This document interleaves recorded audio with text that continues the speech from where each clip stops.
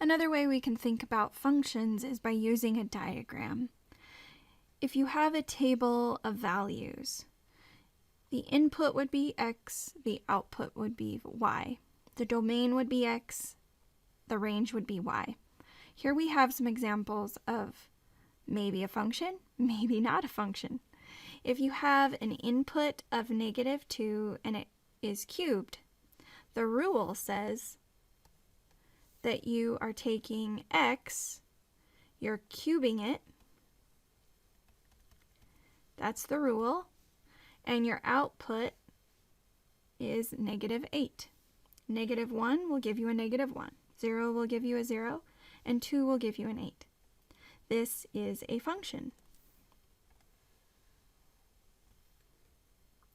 Y is a function of x, meaning your x is your input and y is your output.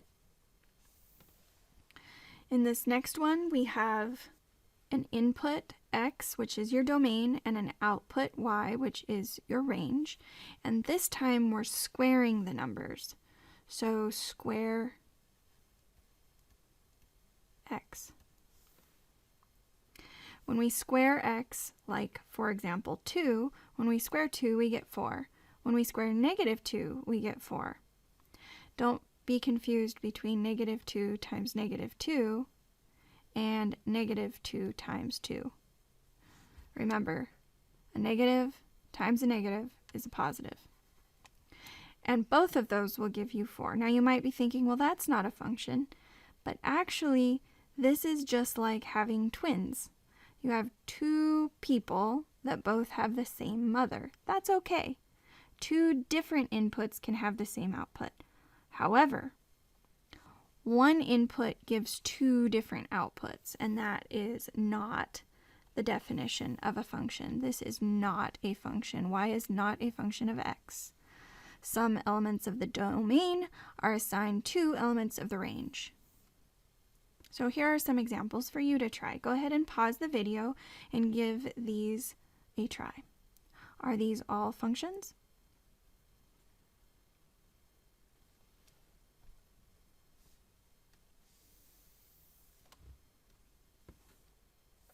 Welcome back. In exercise 2, we need to indicate whether each table or graph defines a function. The rule here is x minus 1.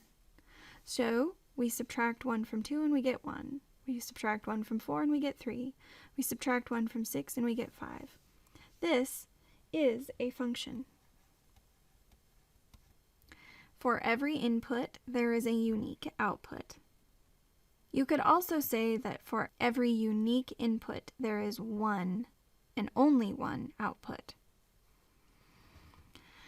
So here we have the domain is x and the range is y. Our inputs are -1, 0, 1, and 2.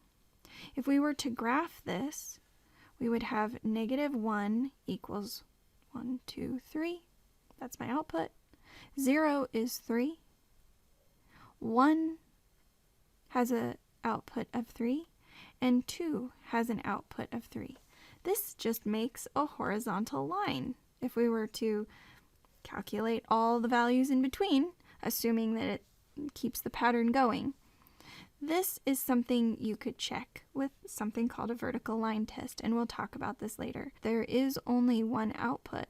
They're all the same, but this one is also a function. And lastly, we have these two pools of numbers, so to speak, and we like to call this a mapping in math. But basically, it's saying for a value n equals 4, we have two outputs, 2 and -2.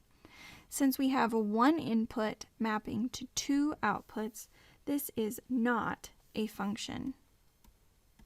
Let's take a look at a correspondence that is given as a table of domain and range values.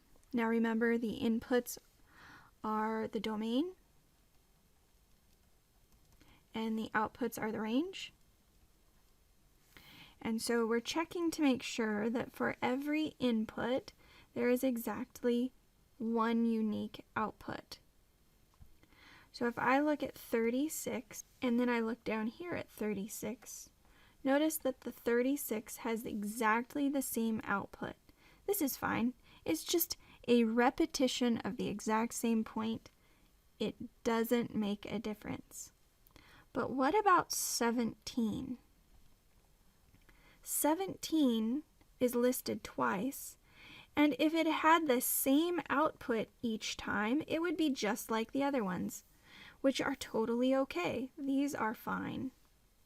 But 17 has an output of 381, and it also has an output of 360, which means this is not a function.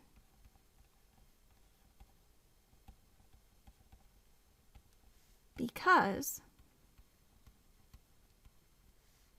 17 as an input is mapped to two values. We'll say two outputs. For this next example, we need to talk about set notation. Now remember, I was graphing a little bit earlier. When you're graphing, you can use the input and the output, or the x and y coordinates, to graph a point. So we can think of 2 and 4 as an input and an output. 2 as an input gives us 4 as an output. 3 as an input gives us 6 as an output. And so 2, 4, 3, 6, 4, 8, and 5, 10 have no repeated outputs that are different for one given input. 2, 3, 4, and 5 all are different inputs, and so these are representative of a function set.